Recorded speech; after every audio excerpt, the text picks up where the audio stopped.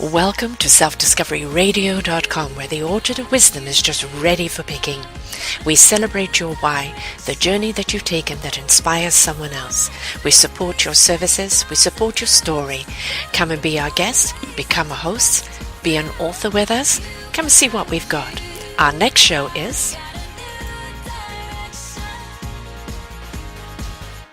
Good morning, good afternoon, and good evening, everybody. Welcome back to another edition of Eco Solutions. I'm your host, Sara Troy, and my very, very special guest today is Renee Scheltema. We're going to be talking about normal is over. What does that mean? Well, life as you've known it is over. It's not going to be over. It is already over. And we're talking about the ecological system of what you're used to, all that abundance that you think that you can just go and buy whenever you want, all that waste that you throw out where you think you don't need to be accountable for, all the changes that are happening in the world that we're not paying attention to. Well, she's done a most beautiful documentary movie that is a shake-up and a wake-up and an invite for us to participate. This movie is so impactful. It's taken her 5 years to bring it to you, all of her money. And during that time, a loss of her daughter. So she's really put herself on the line here. This is a movie, a documentary of conviction, of passion, of true calling and urgency to bring the message to you of what really is going on in the world. And everything that is happening to us ecologically right now is happening through consumerism. When we curb our consumerism, we start curbing the dictatorship of what's going on in the planet. We're going to be talking about this movie, her journey, why she made it, why it's so important for her to get this message out. She is a documentarist. She has been doing a lot of documentaries. There will be more information on that on her page. Plus, she's now joined us on the Self-Discovery community, where we are going to be bringing more shows to you in this series, cross-interviewing with people that have actually got some innovations that are out there, the consciousness of humanity that has to change. And we put an invitation out to those big celebrity leaders out there, the Leo DiCaprio, Al Gore, anybody else out there that's a part of the Eco Solutions. Come and speak to us. We're not too small for you. We need to change what's going on out there. So let's do it together. Now, Renee is truly a wonderful spirit and somebody that really utterly believes in what she is doing, and I have such admiration for the journey that she has taken and what she has brought to us.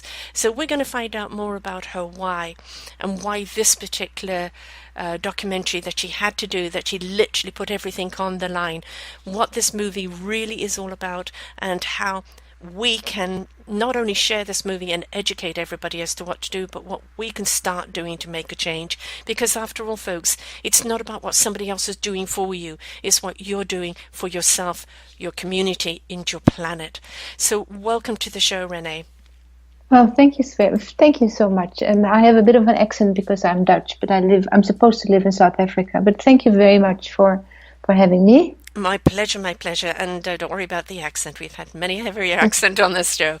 I sat 2 hours straight taking notes, completely mind-boggled with the documentary that you've done, and done so beautifully. And the people that you've interviewed, really do stand by the information. But none of it was brooms and wolves, no damning, it was an educational, a call to action, but at the same time, there wasn't any sensationalism. You let what's going on the planet speak for itself.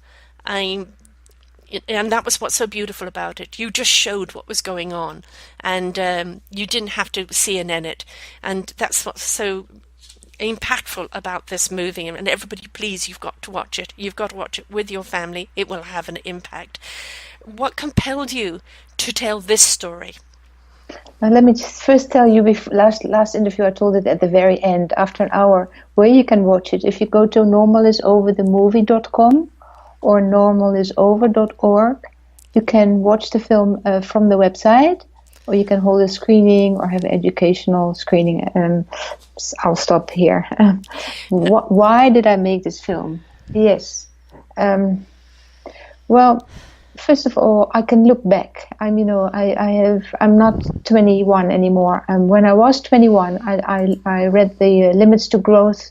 I read books by Schumacher, Small is Beautiful. I've always been interested in the big picture of what's happening to the planet. And I just already, 40 years ago, I found out that, we cannot have economic growth forever on a finite planet. We can grow in solar energy and in wind energy, but we cannot grow and create more products on this finite planet. We're already in overshoot and collapse mode. But I didn't want to make another film, just showing the drama, and then at the end you go home all depressed and you really don't care at all because it's also depressing. I really wanted to focus on solutions. So I spent most of the time making this film searching for solutions on a variety of levels, because there's macroeconomic solutions, there's mini solutions, one person can make a difference. So that's really what I focused on, because the drama really automatically presented itself wherever I traveled. Oh, boy, did it. And so many statements which I wrote down, things that had an impact on me. And it was just kind of trying to keep up with it because there was one after the other. One of the things that you said, that was said in it, and it had a huge impact, was, the planetary credit card and the bill is due. And it's how we've been kind of spending everything on credit. And, for anybody who has a credit card and they go out and they spend because they think that it's kind of free money, and then they get that bill and it's, oh my God, and the interest that's on it, because you address the interest and we don't see that. We don't look at that in our daily lives. We don't pay attention to that. But not only, has the planet got this credit card it's been using for so long, but the interest on it is something we can't pay back. And the bill is due. And it was such kind of a light bulb moment of there, is that we're spending resources before we can grow those resources. Yeah, yes. Yeah, it's really, and it's, if you live in a city and you're surrounded by tar and buildings and air conditionings and scooters and cars, you don't realize and you get fake news. You don't realize what's going on out there. And you think, why should I care? Meanwhile, you should, because it's very easy to put your head in the sand like an ostrich. But the moment you travel around, there's really, of course you have the hurricanes, which is part of a symptom. But there's more going on. By 2050 we will have more plastic than fish in the oceans. It's the coral reefs are dying out.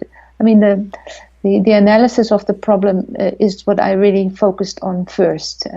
Not just summing up all these dramatic issues, but connecting them to our financial economic system and simplifying that language, because it's also being kept very complicated in a way by the very economists who like to keep it too complicated so that they can keep doing what they're doing. Yes, kind of the dumbing down effect. And it's like, while they're now kind of getting rich off the future of this planet, off the future of mankind, we don't realize that we are falling to pieces. And, it's been said for a long time, there have been the movies like Al Gore and Leonardo DiCaprio and many others out there, speaking to this fact. But, people who just look at it and go, oh, shock, and then go back to their daily lives. And we have to actually understand that consumerism is what's killing this planet. And we went into a few decades of more is better. And the more we have, the more we need. But it equaled the less happy I am. What's missing from my life? And it's because you've got so much stuff, you've become a slave to it. In order to maintain that big house, that big car, you're in credit, you're paying big interest, you're having to work longer hours to sustain it. You can't sit down and create a meal because now it's all fast food because you're on the run all the time. And we've become slaves to that, haven't we? And we're wondering why we're not happy. Yeah, because we're all chasing after money. Money is like, it's become like a holy thing. Like, money is what seems to make the world go round. Meanwhile, money is just created out of nothing. It's just a story that we've told ourselves, and we've been telling ourselves the wrong story. And to realize that takes a big change of mind. I mean, so many people are stuck in jobs and need money to survive, and they go, yeah, it's maybe it's true, it's the wrong story, but what can I do about it? I need to feed my children. Mm-hmm. Yet, this is a macro economic solution that normal people cannot just solve. They can do other little things. They can vote green. They can watch the film for one and be informed to understand what's really going on, especially, the younger generations. I made this film for my children, who were 21 and 25 at the time. They're now supposed to be 27 and 29. Young students, lots of students are lost, even though they're clever. They feel something's wrong, but they can't point their finger to it. They know something is wrong, but they don't know exactly what's wrong. And I really wanted to make a documentary for that generation, for the future generations who have to deal with all the damage that our generation, now I'm talking about people older than 50, have caused. Not on purpose, but yet it's happened, and we need to change our narrative. I mean, the children are going to be our future leaders, and quite honestly, we've handed them a very dirty plate, and it's like, well, what am I going to do with this? Well, it's a question of we've handed all this mess over to them, and they're overwhelmed, and they don't know where to start. And, everybody keeps looking to governments or industry to change, but we don't realize they're not going to change because they're profiting from it. When we affect their profit with, the pocketbook, the way we shop, the way we consume, that is going to affect their bottom line. And if people are not demanding everything to do with plastic, if we're not demanding the GMO foods, if we're not demanding or the abundance of everything, and we have become satisfied with what we have and appreciation and gratitude, they're going to have to change their ways because we're not sustaining them. But for as long as we keep going along this path, they're profiting, and they really don't care about the misery they're creating. So don't look to changing them. Look to changing ourselves, which will in turn change their practices. Yes, there's a lot you can do. For instance, if say you're poor and you have no money, you don't even have food, you can buy seeds and start a vertical garden or something.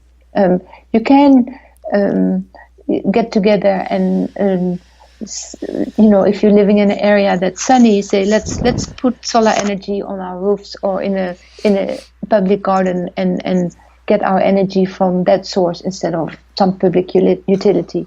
There's many things that we you can meat is a very obvious a problem in the sense that we've been taught that we're supposed to eat meat every day. Well, this is not something that we've done for thousands or hundreds of thousands of years. This is new. And now the Chinese. I'm not blaming the Chinese, but now they all want to have the same sort of wealth standards that that people have in America or in Western Europe, and have hamburgers and meat. And it's just 1 kilo of meat. I think 1 kilo of meat costs 16,000 liters of water, and the amount of land and trees that have to be cut to have one cow graze. It's just very, very unsustainable, and we don't need that meat protein. We can get it from beans and pulses and other things, and organic, of course, food. But yes, the politicians will only listen. Like in Germany, they're quite far with they stopped coal mines, they stopped nuclear. But it's not because the politicians are that fantastic. It's because the Green Party is big there. So if the Green Party becomes big, the politicians will listen. So we can use our by voting green or by going to a sustainable bank, that's putting your money into sustainable projects and businesses. We can all if we all do one of these things, it will create a ripple effect. But we need to understand why we're doing it. And a lot of what we're doing is just that flashy advertisement that we keep seeing on the TV that says you must have that.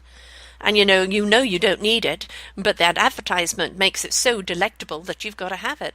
But let's just quick look at the livestock. What shocked me was 3% wild animals in the planet, 93% livestock for food.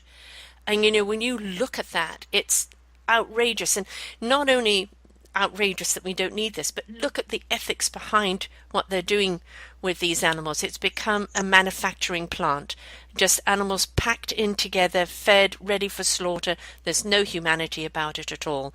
The other thing we've got to look at, and bear this in mind, folks, if you're eating meat from these particular farms, those animals are living in terror all the time. That changes the structure of their meat, changes the structure of the hormones, and never mind all the pesticides and everything else that they're feeding them. You're eating that. So we really, as consumers, have to be more educated on what it is we're consuming. Do we need it? Is it ethical? And what can we have in its replacement? Yes, and also the very word consumer, I have a bit of a problem with it. I do not consider myself to be a consumer. I would actually not like to be called a consumer. Just like animals are called products. Animals are not products, and we are not consumers. We are animals. Right. But we've become consumers because consumerism is like you go out and blindly buy. There is no thought behind it. If we bought more thoughtfully, if we bought only what we need, if we bought with more understanding of where everything is coming from, I think there would be less kind of the blind consumerism. And if we don't want to be labeled consumers, we want to be mindful buyers, then we need to step more into mindfulness. Yes, but then there's another problem. For instance, the majority of people in the world are now living in cities. Yes. And in these cities, there's hardly any nature. So what do you do in the weekend or when you're done working?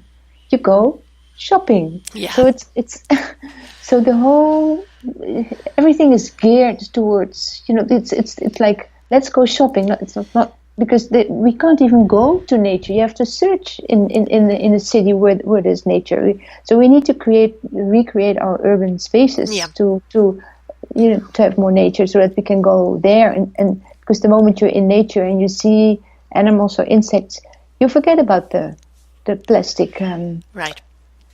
whatever ring you wanted to buy. Yes, exactly. But we also have to understand is that, why are we buying? A lot of it is that fancy ad, you need it, or keeping up with the Joneses, or a lot of people are dealing with depression nowadays, and anxiety. And a lot of that comes from the fact that we're not in a community anymore. There isn't that community village support that we used to give each other. And, yes. It's one of the problems is not having that community where people, they're living in, everybody's contributing to the strength of that village. Everybody's looking out for that village. They're there to pick people up. They're there to celebrate along the way. They're there to create joy. We have so little joy in our lives that a lot of the time when we go shopping, it's to replace something inside of us. This blouse is going to make me feel good. Or this is going to make me feel good. And then what happens? It's in the wardrobe. You never do wear it, right? And because we're associating emotions with the wrong things. And instead of looking at why do I feel so empty that I need to shop to replace something within me that I'm not finding. And I think even if you do live in the concrete jungle, get to know your neighbors. Maybe even set up meetups in your neighborhood and get to know each other and, be there for each other in that support. And maybe look at how you can shop for food or for anything else in a more organic way by supporting each other. But we've really got to get back to the village mentality, don't we? Yes, yeah. And of course the computers haven't helped. They've helped in the sense that we are globally connected and we could make a big transformation quickly, ideally, if enough people. Not everyone needs to be convinced as to what needs to happen. I think the critical mass is like 10 to 15% of all people, which is quite a bit, quite a few billion. Yes. who need to understand what needs to happen, and then new laws and new policies will make people move in other ways. But on a small scale, it's very hard to, especially in a concrete jungle, to meet your neighbors, because they meet all their needs with money, and so they don't need you. And I've experienced it myself in even in beautiful Cape Town. It used to be a lovely, small, normal street with small houses, and now suddenly, because it's very close to nature, I like to be close to nature. It's been discovered. First, it was supposed to be dangerous to live close to nature because the criminals would be in nature. Well, I'm a criminologist, and I know one thing, that criminals do not go to nature to find televisions or rob people. They go do that in cities. Yes. So now finally they discovered unfortunately our little road, and 2 or 3 palaces have risen up, and these people are driving with their hammers, and they just go into their gates, and they haven't even bothered to introduce themselves. And I find that so sad. I lived in Cape Town for a number of years. I was there 69 to 80 in South Africa, but I had some of that time in Johannesburg. The concrete jungles, completely opposite to Cape Town, which is such a very beautiful place. And at that time, one thing I loved about South Africa was the open party. Who's got a party tonight? Let's all go along. The barbecues, and everyone's invited. It was so much of that outdoors, let's get together. And I left before the gated communities came up, and it was, you knew who everybody was, and everybody was, interactive with one another. And that's what made it so beautiful, because it was a community. Once you start putting the gates up and, this is mine, I'm going to protect mine, that now you're kind of disinviting, that community who could be your support. The community can be your gate. You don't have to gate and isolate yourself. Well, the only time when I met these people was when we had a power cut. And the gates weren't going to work, right? And I had to go out on the street to ask the neighbors what was going on. Right. And when you put yourself behind that gate and you're so protecting that palace of yours, so many people are now living in fear of protecting what they've got. Right? And, if you live in the village mentality of like, what's mine is yours, there is the respect. Nobody's going to come and take yours without permission because you're willing to share. We've really got to get ourselves back to a different kind of mindset, haven't we? Is that, yes. As you pointed out in the movie, the DNA connection, percentage-wise, we are all connected. I don't care what color you are or where you're from, what sex you are, even what economic background you're in. We are all connected. We're all threaded. And the connection, the DNA connection, is not just in our bodies. It's in the animals. It's in the plants. It's in the earth. That vibrational DNA runs through all of us. And if we hurt one, we hurt all. Yes. If you have a Fukushima, it will have an effect in California or Vancouver. The Earth has become tiny with so many people, and we have to all take responsibility for our global well-being first. So that was really the reason I made this film. I think whatever we do, everything we'll do, the planet has to be number one. Is it good for the planet? And then we can think about, and then the planet, I mean the animals, the plants, the insects, the bees, the trees, the very life structure that supports us, because without them, we will also, perish, unfortunately. But, there's a point that you made in the movie, which was so great, is that, quite honestly, if humanity was wiped off this earth tomorrow, it wouldn't be missed. You look at the Ice Age, you look at everything else that this planet has gone through, it's always thrived and come back. Look at nature in the winter, it looks completely and utterly dead. Come spring, everything is in full vibrancy and life again. Animals may become obsolete, and then there's a new form of animal that comes out there. Nature will thrive without us. but we Yes. cannot thrive without nature. Yes. Yeah. And so, if talking about so there's a global community and there's a local community, and the way to get together is to understand. Well, you can hold screenings of the film, for instance, and then understand that what you can do in your road. You can instead of having a large community lawn. Maybe create a permaculture garden and an aquaponics and all take care of it. So you meet each other. And when there's no more food on the shelves, you have your own, you're creating your own food and you know where it's coming from because there's no GMO or no insecticides being sprayed.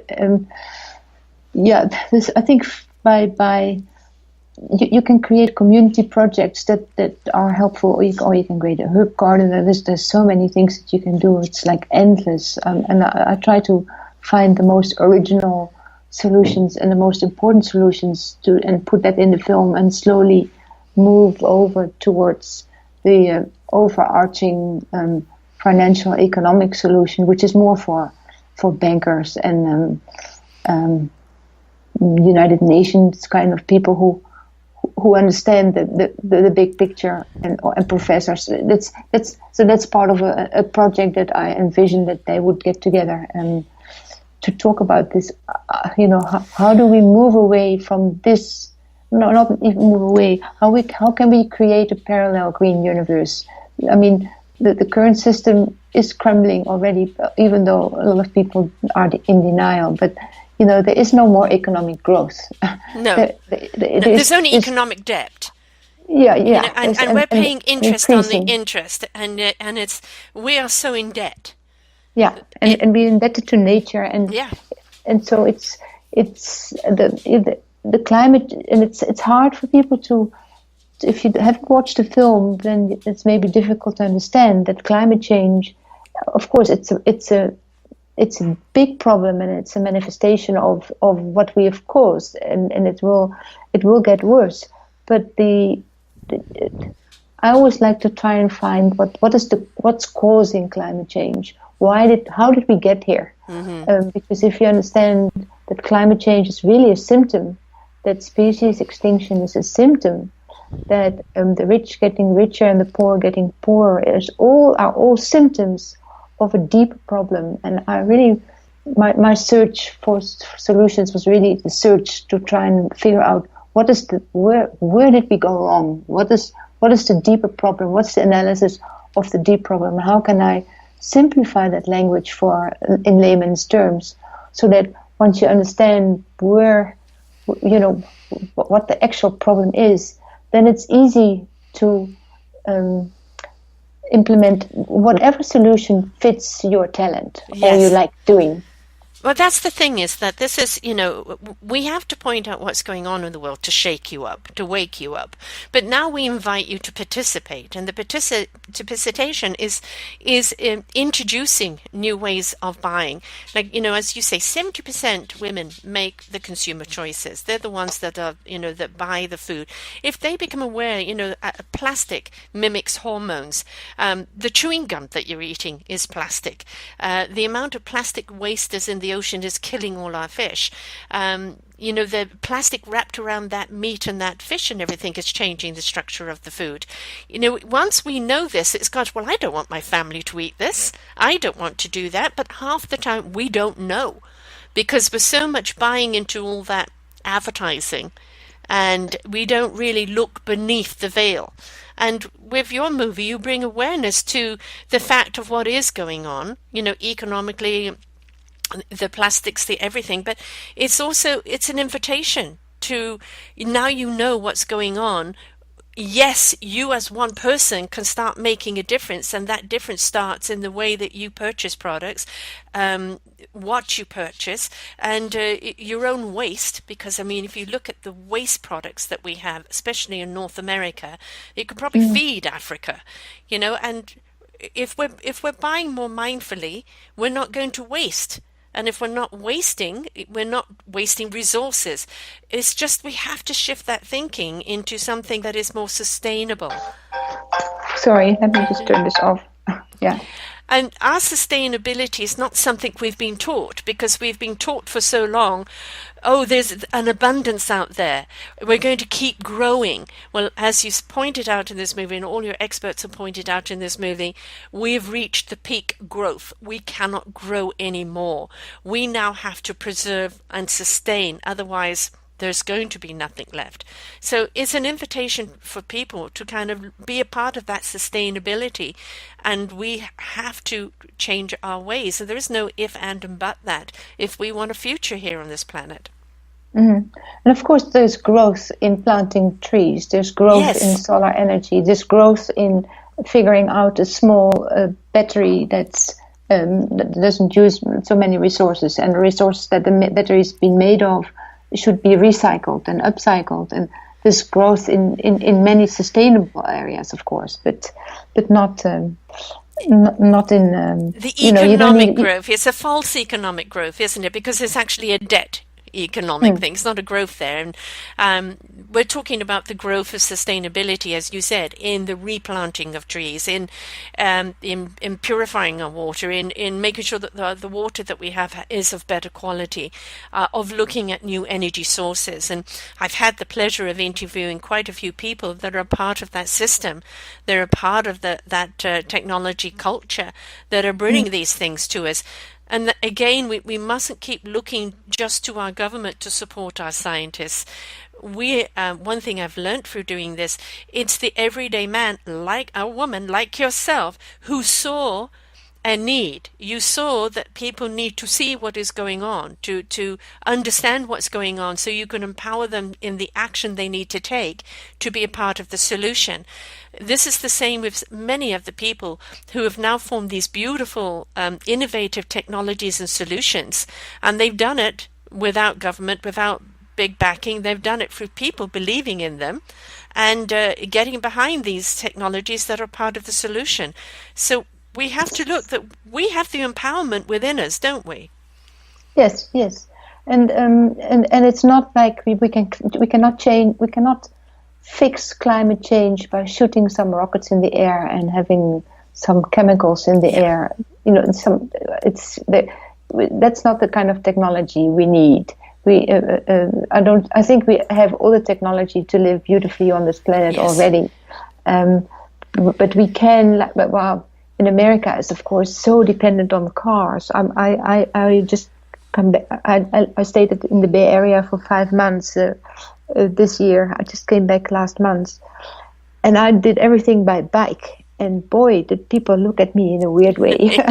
Yes, they were even cross at me because there's no bike paths. There's no, and this is the Bay Area. I would think that BART would already stretch all over, but it's only going from San Francisco to Oakland to Richmond, and that's it.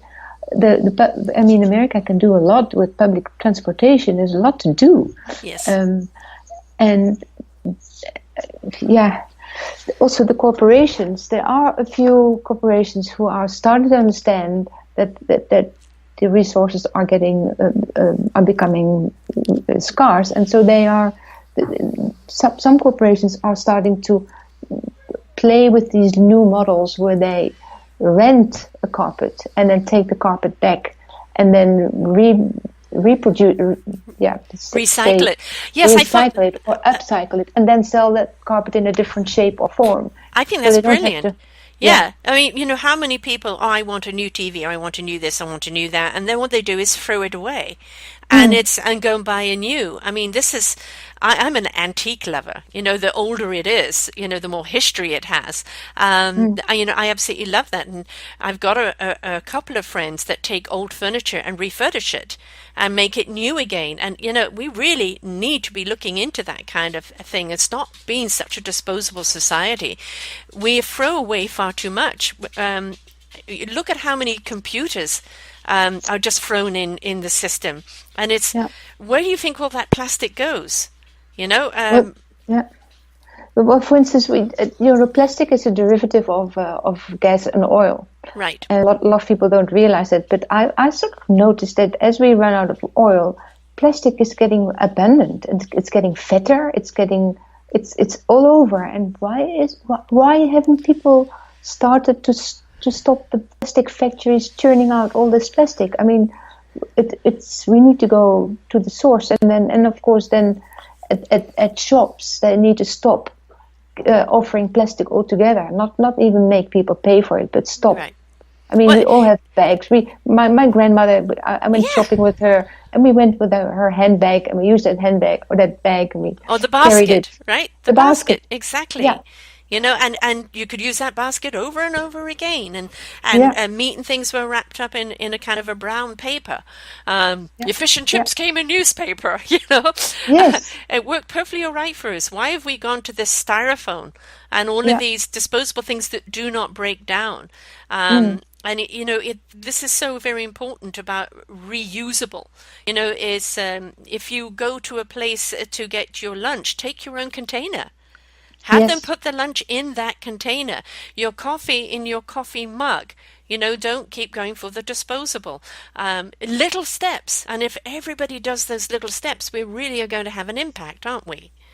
Or air conditioning. I mean, I noticed when I was in New York, it was beautiful outside. It was like 20 degrees. And then everybody had the airco on at 20 degrees Celsius.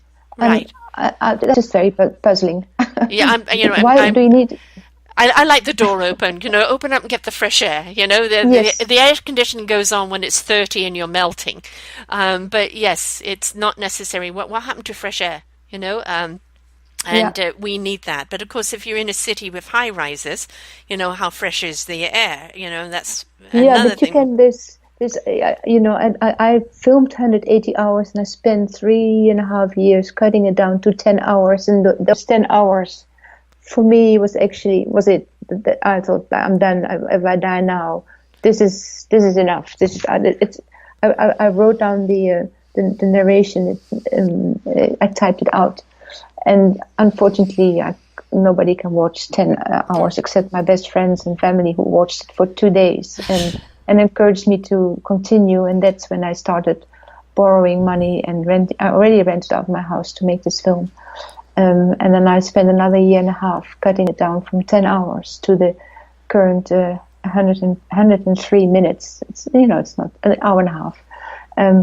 But what I had to cut out was, unfortunately, an architect in Scandinavia who looks at termites. Termites don't need air conditioning, but they have, whether come winter or summer, always the same temperature inside the termite heap. And that's because they have a tunnel underneath and then going up, back up into the ground. I almost have to draw it, but we can create very natural systems without needing air conditioning. Look at Cape Town. Look at some of the Cape Cod houses. You know, they're a lot of them are made out of clay or dun, and they're thick walls. Right. And mud and thatch is very, very sustainable. And look, you know, 200 or 300 years old, still absolutely solid. Keep the place cool in the summer and keeps it warm in the winter. I mean, we didn't have any central heating when I was living there. You brought out a heater at some point to put on the fire when it got a bit chilly, and in the summer you were nicely cool in there. We're making everything out of this very thin material that cooks us inside. So we really have to. We don't have to go back to where we came from, but we can learn a lot from the past and from indigenous people, how to change our ways. Incorporate it. You know, taking what has worked for thousands of years and how can you modify it that you can actually mass produce it in a way that is more eco-friendly. And, you know, again, so many beautiful innovations going out there. And, you know, what I would like to see is you taking the rest of those hours and putting them into other series where you really do cover everything, you know, you know, one of the things about having you on the Self-Discovery Radio is these are the interviews we're going to be doing, but it's serving the self-discovery community where we are going to be helping you raise that funding, not only to support and replenish what you've put in there, because you have done this completely on your own, you know, supporting yourself, which somebody who's put out such good work, it should not be that you should be financially stressed because of this, but also because I want to see this more and more get out there in schools. I want to see it get out into communities. I want to see this movie be made obtainable for everybody. To have a really good look at it and form a conversation. And so, we invite people to come and help, donate. There will be a donate button right here on her page. And if you go to selfdiscoveryradio.com, you'll see the community there, and her link will be there on that page. And, support her in being able to produce even more of material that she's got there, but to get this movie out there so that it is educating people, it is bringing awareness, it is forming a conversation, and it is uniting people and building its own village. Yes, I'm a timid self-promoter. I'm not very good at it, and I enjoy talking about it, of course, but marketing and publicity is not my forte. And so there have been quite a few volunteers in both the US and in the Netherlands who set up a foundation called makingofthefuture.org. And ideally they would be looking for funding to find a team that can help get the word out. So that because if I do Facebook, I suck. It takes me 2 hours, and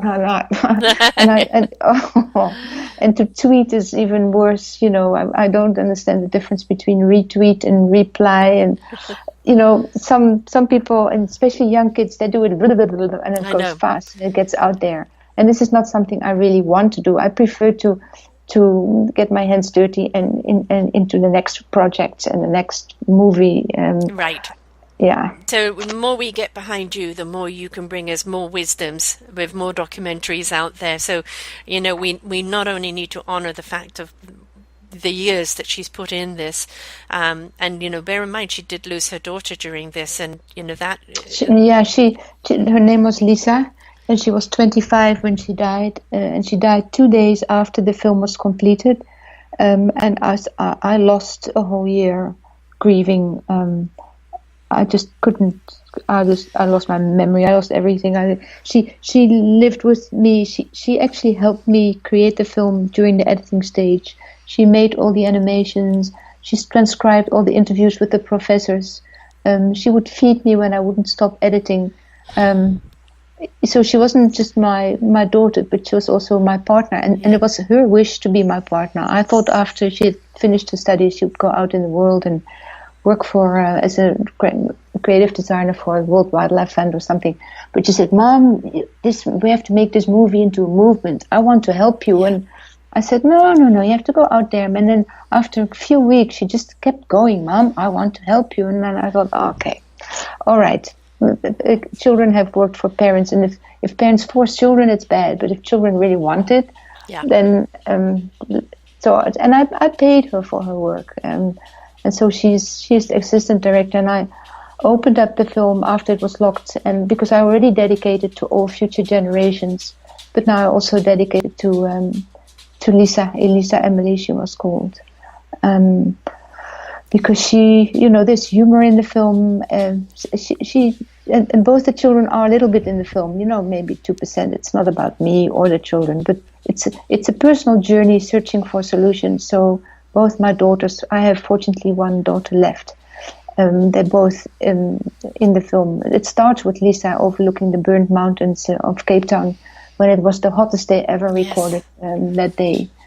And all the sounds that you hear from the ambulances and the police are all, it's no special effects. I didn't use any special effects. It's all real.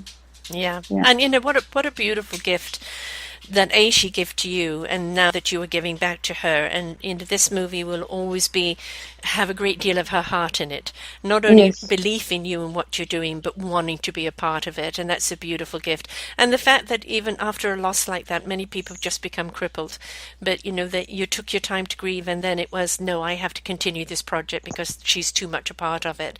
And so, I celebrate that. And her energy and her spirit is very much with you in wanting to get this out there.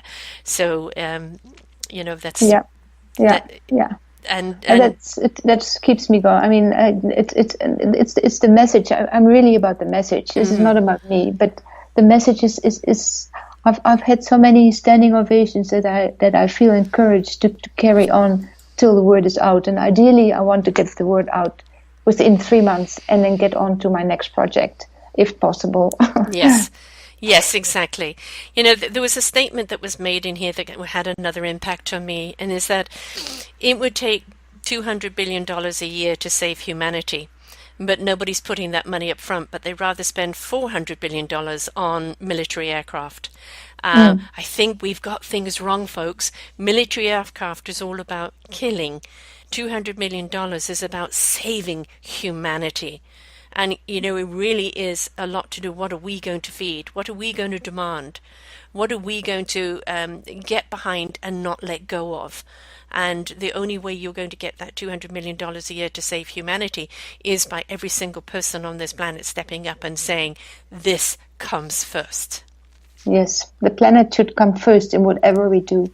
And then I'm talking about animals and the rainforests and the little bits of nature that are left. We need to regenerate that nature.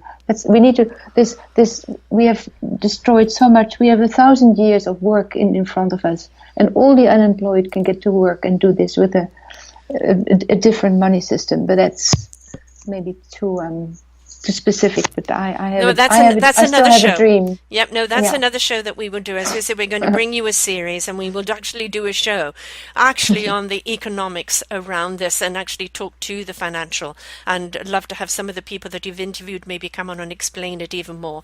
And we will break down this movie into sections, and even be interviewing other people together who will have these innovations.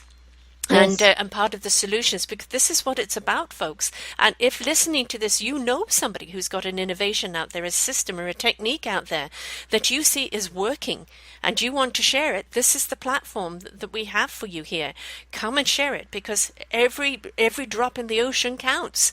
Every ripple effect has its importance. So, one very important thing that you talked about too was also our children today. We give them video games or an iPhone to play with, or, watching TV, and they don't get out there and play anymore. And if they're not out there playing in nature, in the street, with each other, how do they build a sense of community? Yeah, they don't. And then they eat junk food, and then they become autistic. Yes, and they become lethargic, and what's the meaning of life? And they become despondent, and they're depressed, or they become angry, or they become violent. It's a domino effect.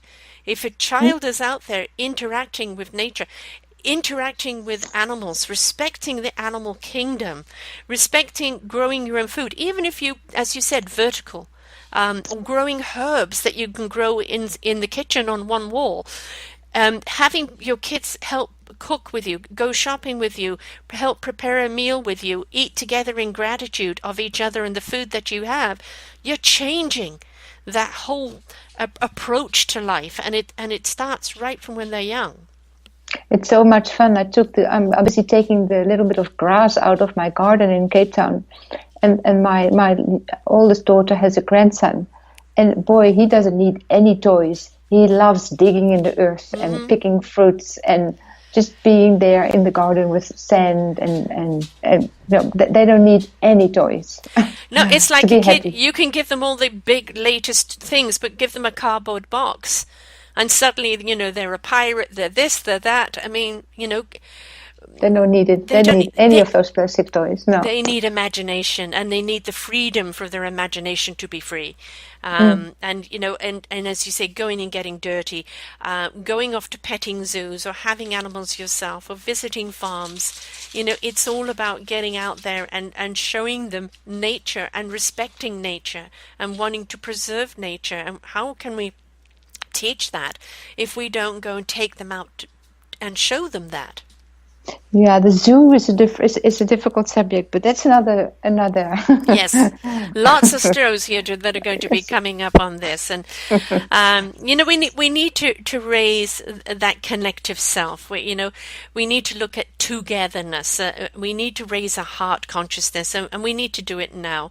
And it's we're not placing blame on anyone here. Yeah, there are some financial institutions that exactly know what they're doing and they can hold a great deal of accountability. But, we as the people that are still the consumers and not just the conscious mind buyers, we've been led down that way, and we've been led a song and dance. Once we do know what the facts really are and what our options really are and how we can change our own practices in life, and you're willing to take that shift, you will actually see how your life becomes more fruitful, more abundant, more connective. And it's actually a really happy place to be, isn't it? Yeah, it's endless. I'm motivated till I die. I've always put environmental things in my films, even if people resisted it. I made documentaries and programs for Dutch television mainly, and even 40 years ago I started doing this, and people went like, are you? In those days, green was a dirty word. You were right. But there's so do and that I'm not going to stop. I will try and see if I can help raise consciousness in my little way, through images and information. And there's so many documentaries that you have made, and it's all about humanity, and it's all about what is being done and what we can do. And it's when you've got somebody like yourself that is so committed, you're so driven, this is your calling, this is your purpose in life, is to bring this awareness to people, to show them what is happening and what we can do to resolve it. We get a lot of people that are out there that are showing the earth is falling to pieces, and what they do is they form panic, or they form oh, this is too overwhelming, I'm going to shut that knowledge down.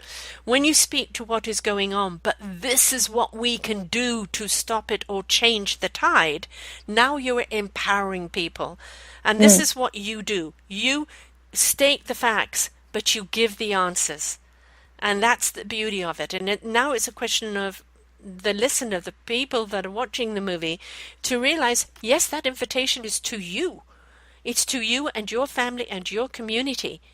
And help get the word out. Yes. Because that's something I can't do. My hand is very, very sore, and I hardly have a life because I'm behind this computer.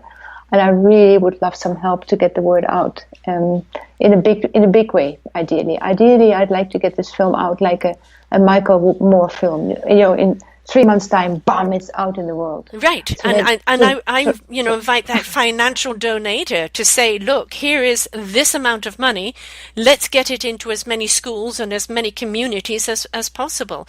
Because if you get it into the schools, especially the teens, and they're seeing what's going on, there are future leaders, there are future decision makers. If they know the facts on what's going on and what can be done, they're going to make those choices that are going to serve mankind. They're going to become the teachers to their parents. They're going to become the demanders for the change. So let's get this in the schools. Let's get this into those teenagers that are already questioning. And let's give them not only what's going on, but what the answers are, and invite them to be part of that solution. So I invite anybody listening to this that is a philanthropist or somebody wants to donate big things, not only, the support of you and what you've done, but the support of getting this movie out there, so that it can get into those organizations, get into those school organizations, and also theaters around the world. I set up a cinema on demand system, which was relatively cheap, because cinemas are, the film hasn't screened in New York, for instance, because I just don't have the money to hire a theater there and get the press. But there are teams who are very good at distribute and at marketing, and like the team of that did The Cove, or who know how to get a film out there all over the world. Yes. The money would go to those sort of teams, and not to me. It would go to the foundation, and the foundation would then spend it on those teams who can get the word out. But don't sell yourself short, love. You need to replenish yourself. There is absolutely no reason for you to be hungry while you're enriching everyone else. So remember, the abundance must come to you too. Yeah, I would like to pay back a loan that I made. That's for sure. And Exactly. I spend a lot of my own money doing this, and I haven't made any money in 6 years because I just worked at this film. Right, and in other words, you've done everything on credit, Mm. and you're paying interest, and you need to replenish that, and you have every right to replenish that. So never sell yourself short on that, and that's part of the game here too. Some of the money will go into getting it into systems. Some of the money needs to go to you to replenish your own bank account because you shouldn't be out of pocket. I invite Netflix to come and buy this. Yeah. What a perfect platform, for Netflix to get out there, and then also to hire you to take all the rest of that material and put it into a series. Yes. This is the thing. You've done the work. You've interviewed the people. Yeah. There's no big, massive sensationalism. It's you one on one with people. It's you, really filming exactly what's going on. And you also, you were here in BC, Canada, my hometown, with the Aboriginal, with our Indian nation First here. Nations. Yeah. The First Nations. And Yes. you had a beautiful young lady who did a song at the end of it, which we're going to close the show off with, if you don't mind, because it was such a beautiful song of invitation. And you're talking to the people that are out there as peaceful activists and socially conscious and solution based people, everyday people like yourself who are out there with a commitment to make these changes. And I personally celebrate you, and this Self-Discovery Radio and Self-Discovery Community is going to do whatever we can to get that awareness out there for you. And I invite other people to come and join us. So for the film, they can, it's normalisover.org. And on the community base here, you can find her under Normal is Over, under the Self-Discovery Community. And we are going to be raising funds to go to her. Obviously, the station takes a little percentage, so we can keep going and keep bringing you more awareness. But we are going to be raising those funds for her so that you can see the movie. You can rent the movie right now for it was 8 Canadian, probably be $5 and over a 48-hour period, and see it. But let's get it where it's in the school system. Let's get those people out there with the big money that wants to get behind this, that wants to get this message out there. You did it for Al Gore. Why can't you do it for Renee? Because I promise you, she's got more in there than he had. I promise you. You will be blown away by this movie and what is told. As I said, there's no hysteria here. There is just facts. And from those facts then comes the resolve of what we can do. And everybody's invited to this party, right? Thank you so much. Thank you, Sara. Oh, my pleasure. And we're going to be doing more shows where we are actually going to be talking to the innovators and talking to other people that are really part of the movers and shakers, and we're going to be doing those shows together. So look out for more series that we're going to be having here under this show genre, and it will be called Normal is Over series under this genre. And anything we can do to shift your thinking, your practices, and your ability to adopt this new way of thinking. And when you think about it, this new way of thinking sustained the planet and the people on it for thousands of years. And yet in a period of like 40 years, or maybe a little more, we have caused more destruction than ever before, right? Yeah. And the song is by Takaya Blaney, a lovely girl from First Nations who I tried to approach, but I never got any response. I don't know why, but it's a beautiful song. We will reach out to her, that's for sure. And so listen to the song as it sings you out. Normalisoverthemovie.com or normalisover.org, right? Or is it themovie.org? It's normalisover.org, which is easy to remember. Yes. Or normalisoverthemovie.com. Right. And, as I said, please come and donate, come and support. Let's get this in the school system. Let's get this in communities. Let's get this in more cinemas. Let's get this on Netflix. Let's get this out in front of all media. I want this to go to Bernie Sanders. Let's make a movement, and do not think just because these other people are rich and powerful or celebrities that this doesn't affect them too. So if you've got doors you can open, folks, open them. And let's make a difference, because it really does rely on us. So, my dear Renee, I'm looking forward to the next show that we're going to do in this series. I'm a great believer in you and what you're doing. I celebrate your journey, even the sacrifices that you've had to make along the way, and your conviction to the people of this planet and this planet is absolutely commendable. So thank you so much. No, thank you very, very much for your support. It's all for the planet. It's all for future generations, you know. It's for a big. It's big. We have a bigger vision of this. But if we don't take care of it right now, there won't be future generations. No, I know. And this is and I'm happy to be a vehicle for whatever needs to be done. Yes. Yes. And folks, you're going to be hearing more from her. And if you want to reach out to her, they can reach out and find you by what email, love? Yeah, info. You can go to the contact page of normalisover.org, and you come directly to me. Actually, I don't have a team yet. There's the foundation, people at the foundation, but it's just set up. The 501c3 status will be there, I think, in a week. So we're good to go. And the Dutch foundation is also set up. It's just a matter of finding the right people who are willing to help raise funds for future projects and creating more awareness. And the invite is out there, folks. Be a part of it. Every little counts. Every drop in the ocean helps fill the ocean. So step up, and whatever you can donate, so we can get this out there. If you want to donate a lot and say, I want to dedicate this amount of movies going out to this form of organization, let us know. That can be made available. And if you know that philanthropist that says they're stand for the planet, well, let them stand behind us. That is the invitation that we're putting out there proudly and loudly. And they can put their name on the website, or I can open the film and put their names there if they like to have their names attached to it. Everything is possible. Exactly.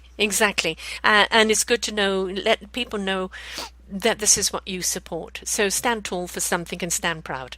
So thank you so much, Renee, my love. Until the next one. Thank you, Sara. I very much appreciated this talk. Thank you for your time. We've only scratched the surface, folks. There's so much more to come. And remember, you are part of this solution. We are giving you the invite. You can download the movie for $5. Watch it with your family. Have a conversation. Please, I promise you it will change your life. I promise it will change your approach to things. This is no scare tactic. This is no over-sensation. This is reality of what's going on and what we can do to change the tide. So until next time, folks, bye for now. Species, restore ecosystems, and to reconnect money to nature for our children and for all the generations to follow.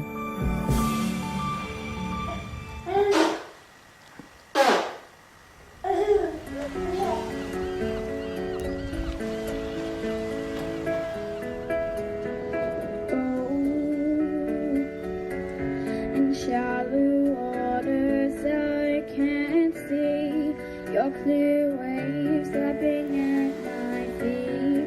Lifeless ocean, black, not blue. I didn't have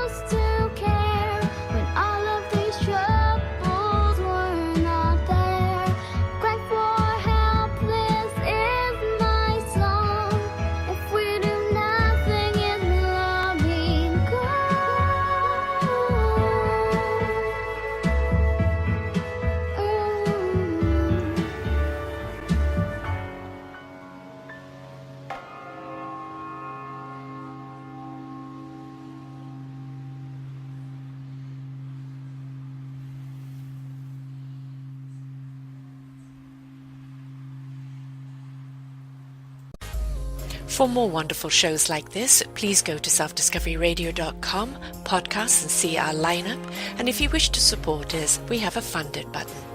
Please stay tuned for our next show.